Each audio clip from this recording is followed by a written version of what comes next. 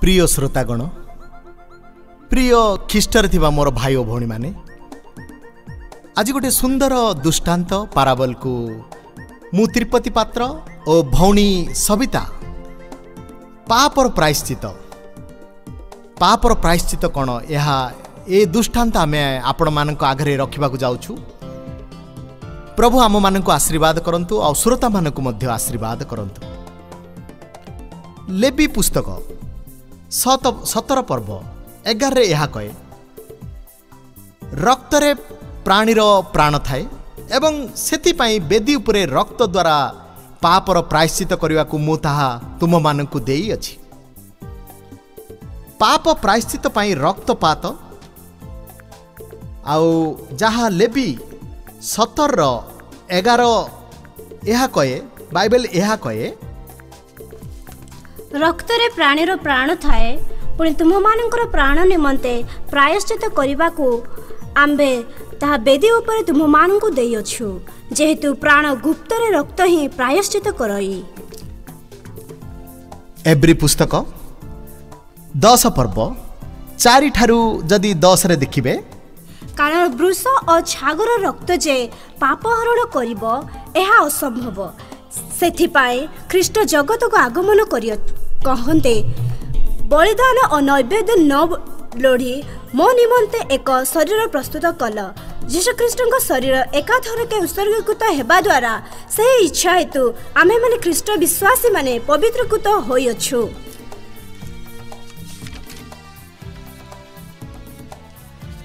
तिब्बत देशर सदूर पार्वती अंचल रे गोटे प्रथा प्रचलित थिला। वर्षकरे थरे सेमानकर प्रधान हाट को गोटे मईसी अणा जाए। छुरारे से मईसीटी गोटे जगह को खंडिया करी सेथिरे मरीच गुंड लगाई दिया जाए।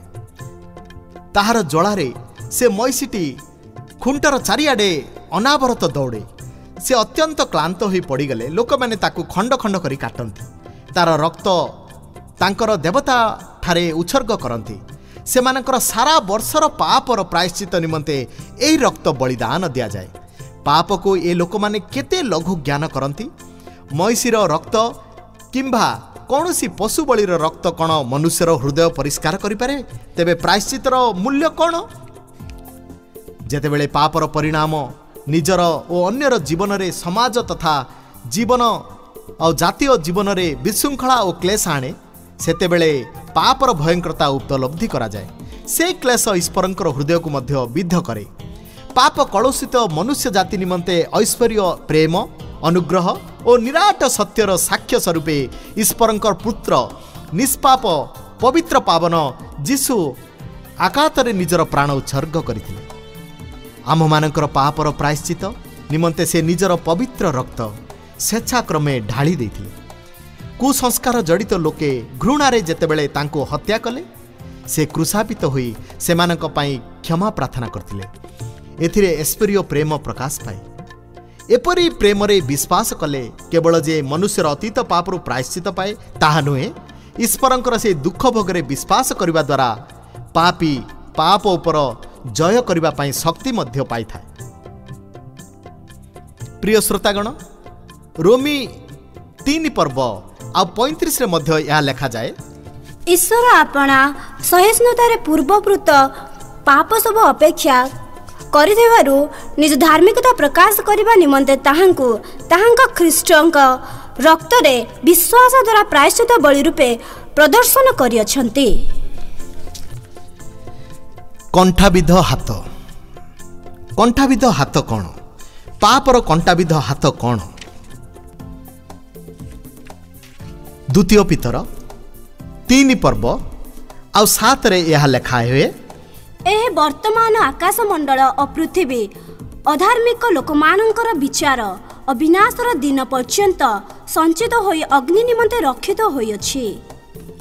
रोमियो 10 पर्व आ 21 रे मध्य एपरि लेखा जाए, आम्भे अनाज्ञा बह और प्रतिकूलवादी लोकमानंकर प्रति दिनजाक हस्त विस्तार करियछु। उत्कलर कौनसी अरण्यमय पार्वत्य देश रे एक उग्र प्रकृतिर बणुआ जाति बास करुथिले। सेमानकर गाँ गुड़िक पर्वत पाद देश रे अवस्थित थिला। दले दुष्य चोर से गाँ को जाई लुटपाट करुले एवं बाधा पाइले हत्या मध्य करुले। एपरी अनेक थर डकायत हेबारु गाँ लोके बड़ भीत और व्यथित हो पड़िले। डकायतों दायरू रक्षा पाइबाकू सेमाने नाना प्रकार कौशल चिंता करने को लगिले। अमावास्या डकायत माने एक पर्व पालती। से दिन से माने मद पी गोटे घरे सारा राति नाचती। गाँर लोक स्थिर कले जे से अवसर में गाँर बलिष्ठ युवक मैंने जाई बाहर आड़ू कबाट बंद करदे से घरे निआं लगाईदेवे। तद्वारा से डकायत दल समूले निपात होइजिवे। 12 वर्ष युवक ए कार्य करने को निजको उत्सर्ग कले एवं कंठुरी बोली जड़े युवक से नेतृत्व ग्रहण कले। से माने अमावास्या राति रे डकायत मान गाँ को समस्तंकर लक्ष लक्ष आओ अलक्ष्य रे जाई देखिले जे डकायत दल पूर्व उद्देश्य रे मद पी गोटे डंगेरी घरे नाचुछंती। युवक दल धीरे धीरे जाई से घरर कबाट बाहर बंद करी जंजीर लगाई देले। जेतेबेले से घरे निआं लगाइबा को जाती कंडूरीर मने पड़ला तार बाल्य बंधु धुचुरा जे कि पिलादिन सांग डकायत मानक दल रे 2 वर्ष हैला मिसिछि। कंडूरी ताकू उद्धार करबा पई छात उपरे चढ़िला। छपर अड़ाई देई धुचुरा को डाकी कहला, धुचुरा अल्प समय पर घरे निआं लागिजिव, तू मोर हाथ धरे मु तते ऊपर को टाणी आनिबी। धुचुरा मद पी नाचरे माती थाए तेणु कंडूरीर परिहास करने को लगिला। द्वितीय थर कंडूरी पुणी हाथ बढ़ाई विनय करी कहला, तू मोर बाल्यर सांग, तू मोर पिलादिन सांग धुचरा, तते मु मिछ कहू नाही, मोर हाथ धरे तते मु टाणी आनिबी आ रक्षा करिबी। धुचरा थट्टा कला, किरे किए जगत अच्छी आमको पुणी पोड़ीदेव, आमे पूरा गोटे चोर, केड़े केड़े गाँ आमे भस्ममात करिचु। या कही रागरे कुंडूरी हाथरू बर्छारे भूसीदेला। कुंडीरी बड़ कष्ट तार हाथ को बाहर कर आनिला। हाथ में गभीर क्षत रक्त भाऊ थाए। मनर ग्लानी रे से पळे आसीबो बोली विचार कला, किंतु शेष थर पाई से बर्छारे बिंधा रक्त हाथ देखाई दुखरे कला, अरे भाई धुचरा देख ए रक्त मु तते प्रेम करे, तू मोर पिलादिन सांग, या विश्वास कर ए रक्त को हाथ रे मु तते उठाई आनिबी, तू उद्धार पाइजिबु, आ समय नाही रे धुचरा। तथापि धुचरा थट्टा करने को लगिला। बाहर तार संगी माने कंडूरी को कहले, डेरी हेलानी आउ से माने संभाली पारिबे नाही। कुंडूरी हाथ छातरू ओह्लाई आसिला, घरे निआं लागिला। जेतेबेले दुष्य सेमानकर चेता आसिला, सेमाने कबाट बाडेले। धुचरा कांदी कांदी कंडूरी को डाकिला, किंतु प्रबल अग्नि मध्यरे आउ कंडूरी ता पाखकू जाई पारिला नाही। धुचरा कंडूरी पाखकू आसी पारला नाही। कंडूरी सुजोग हरेला। धुचरा आ दुष्य माने समस्ते आ पोड़ी मरीगले।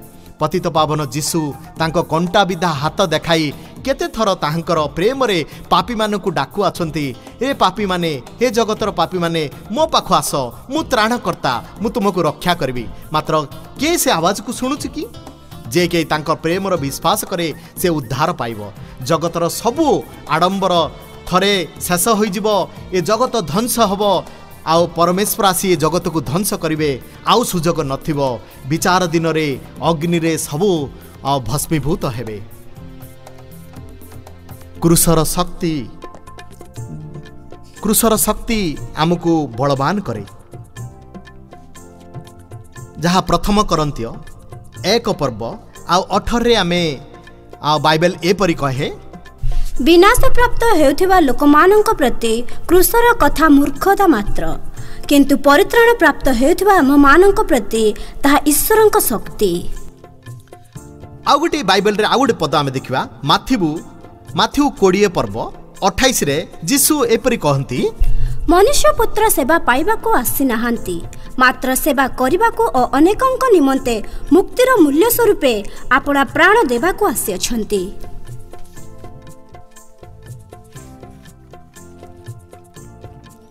मिचेल बोली जड़े ख्रीष्ट भक्त थिले। से बाल्यकालू शुणी जे सदूर प्रशांत महासागर केते द्वीप अच्छी, जोठारे लोके बड़ उग्र प्रकृतिर नर मांसासी माने सेठारे रहउचंती। मिचेल मन कले केही जदि सेमानक निकट को जाई ईश्वरंक प्रेमर संवाद और क्रूसर परिवर्तनकारी शक्ति विषय न कहे, सेमाने किपरि परिवर्तन हेबे? सेमाने कौन से अवस्था रे चिरकाल रहिबे? सेमानक निकट को जीवा पई से निजको उत्सर्ग कले। से जहाजरे उग्र जगह को यात्रा आरंभ कले। जेतेबेले जहाजर द्वीपर निकटवर्ती हला, से नृसिंह लोक माने खंडा और तीर धरी समुद्रर किछि दूररू पहरी आसिले। जहाजर अध्यक्ष कहले, मिचेल एपरी जगह को गले तुमर मृत्यु निश्चय, तहिरे की लाभ? मिचेल कहले, मु एई लोक मानक निकट को ही आसीची। से छोट डंगाटी नहीं तांको निकट को गले। नर मांसासी लोक माने देखिले जे आगंतुक हाथ में कौन सी अस्त्र नहीं। से माने आश्चर्य तांका आड़ को आसिले एवं निकटरे बसिले। मचेलंकर प्रेमपूर्ण मुह देखि तांकर क्षति करने को कई इच्छा कले नहीं। से माने परस्पर को चाहि हसिले। तत्परे से माने मिचेल को निज गाँ को नहीं गले। तांकर प्रेमर चाहाणी देखि कई तांको अविश्वास कले नहीं। सेठारे रही मिचेल सेमानंकर भाषा क्रमश शिखिले।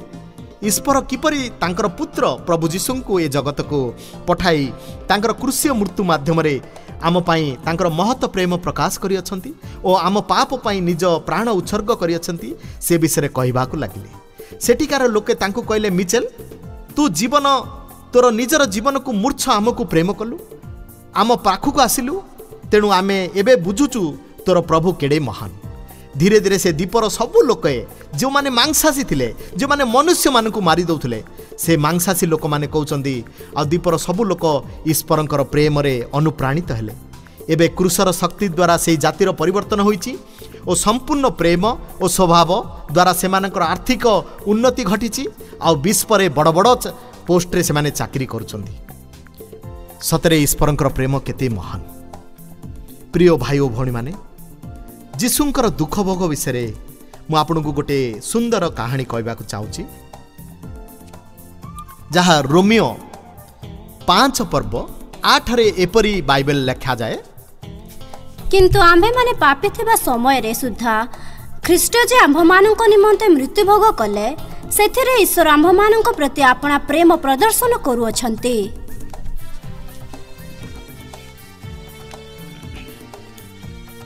एक विवाहित दंपति अनेक वर्ष निसंता होइथवारु गोटे तिक्त शिशु को निजर संतान रूपे ग्रहण करी तार अनेक सेवा जत्न करने को से पिलाटी को आनिले।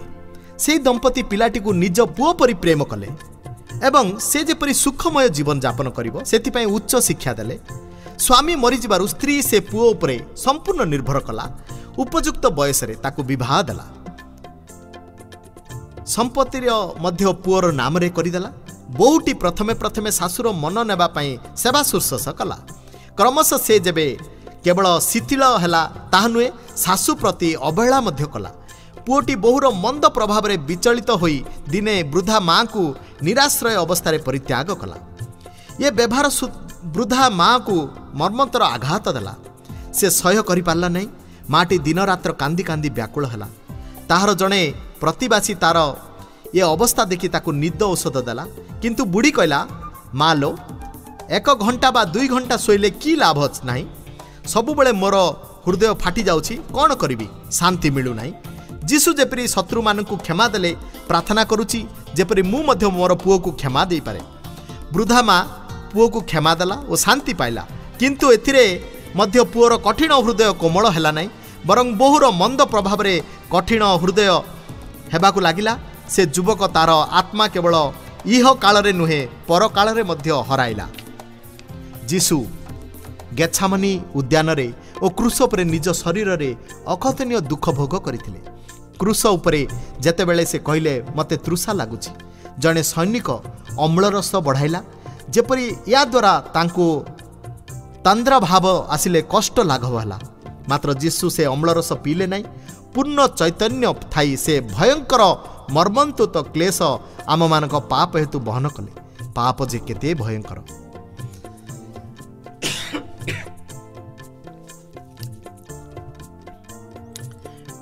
प्रिय बिराडीर मृत्युरे शोका क्लास गोटे सुंदर इटालीर गोटे कहानी आपण मानक आगरे मु रखिबा को चाहूछि। बाइबल यह कहे, माथ्यू 26 तार 42 पद देखिबा, हे मोर पिता, पान न कले एही पात्र जदि मो ठार दूर होई न पारे, तेबे तुमर इच्छा सफल हेउ। आ जिसाय 53 पर्व 5 रे एक विषय लिखा जाए, से आममानଙ୍କର अधर्म निमंते क्षतविक्षत हेले और आममानଙ୍କର अपराध निमंते चूर्ण हेले आममानଙ୍କର शांतिजनक शास्ति ताहांको ऊपर वर्तिला और ताहांको प्रहार रे आम्भे माने सुस्थ हेलु।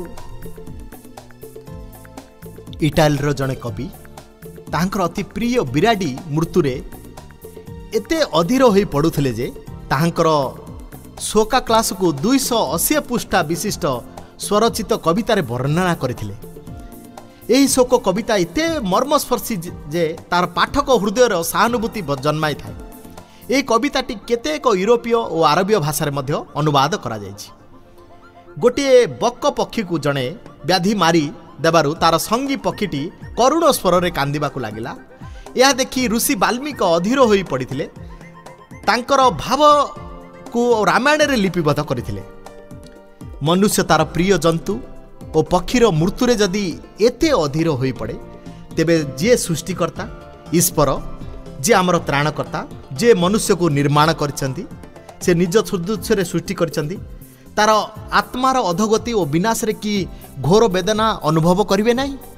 स्वयं ईश्वर मानव शरीर धारण करी तांकर हृदयर वेदना प्रकाश करी अछंती।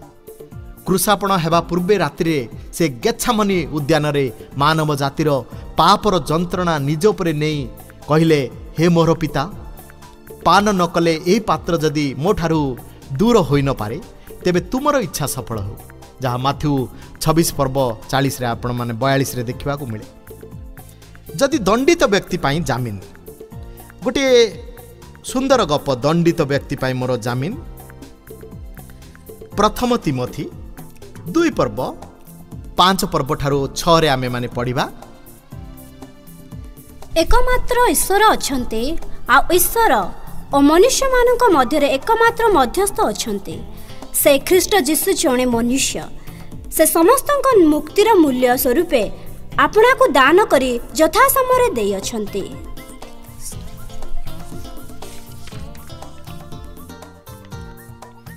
विंश शताब्दीर प्रारंभरे संबलपुर अस्पृश्य जाति मानक मध्य सुसमाचार प्रचारक दानी बाबू सुसमाचार प्रचार करुथिले। दल दल होई लोके तांको ठारू ईश्वरंकर प्रेम विषय शुणिबाको आसुथिले। सेतेबेले गर्जन बाघ बोली जड़े दोषी व्यक्ति को पुलिस गिरफ्त करिबारु अनेक थर चेष्टा करी विफल हेबारु तांकु जेउ लोक धराई देव ताकु 200 टंका पुरस्कार दियाजिबो बोली घोषणा कले। गर्जन से घन जंगलमय देश रे लुचि लुचि बुले और रात्रि हेले पूर्व निर्देशित स्थान रे तार स्त्री ताकु खाइबाकु जोगाई दिए। दिने गर्जनर स्त्री ताकु कहला जे जड़े प्रचारक बाबू आसी ईश्वरंकर प्रेम विषय कहउचंदी। प्रचारक ठारू से शुणिला ईश्वर जगत को एडे प्रेम कले जे से अपना अद्वितीय पुत्र को दान कले।